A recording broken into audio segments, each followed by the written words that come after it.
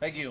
First of all, we had a little dual match with Creighton on the women's side, and we went over and played Omaha Country Club, and I think this third year we've been over there, and I don't think we've had 3 kids that have broken 80 over there in the past, and we had 3 this year, so now we're kind of expecting some big things. We'll see how that goes.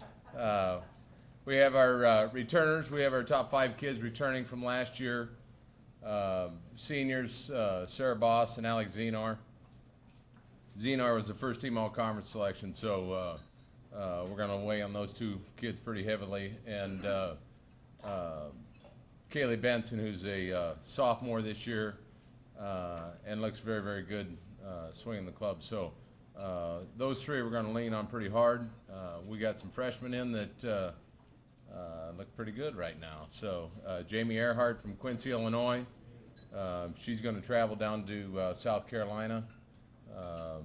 And she was, by the way, one of the gals that broke 80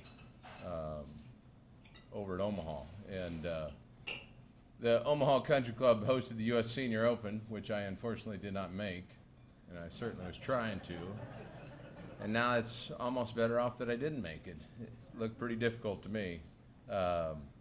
But the golf course, the way it was set up for last Tuesday's match was very difficult. The rough was extremely long and extremely thick, and I'm assuming that's from the U.S. Senior Open. So I thought the golf course was set up very difficult, and we got some very, very nice play out of that.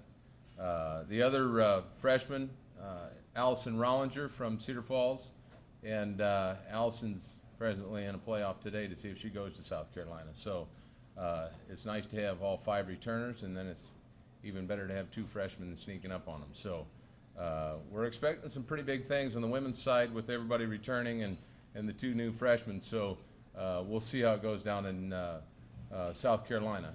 Always the difficult part about traveling down there is the grasses are different for us. We'll play in Bermuda fairways and Bermuda rough. Along with the Bermuda greens, and they putt different, they react different, so it'll be a good test for especially for our younger kids. On the men's side, we lost one of our starters, and the way it worked out, we just finished our 6th-round qualifying, and 4 of the kids that went to the conference championship qualified to play on the top 5. Glenn Walls and Ryan Horner. Ryan Horner's the senior, Glenn Walls the junior, and then some Bermel kid and Kyle Driscoll, sophomore. So right now we got 2 freshmen, Jack Conway from Cedar Falls and Dustin Atkinson from Ames that are trying to qualify to get that last spot. So we're very, very excited with our upcoming tournaments. With our upcoming team, with so many kids returning, and then having some freshmen kind of sneak in there and see if they can play at this level. So we're very excited. Anybody got any questions?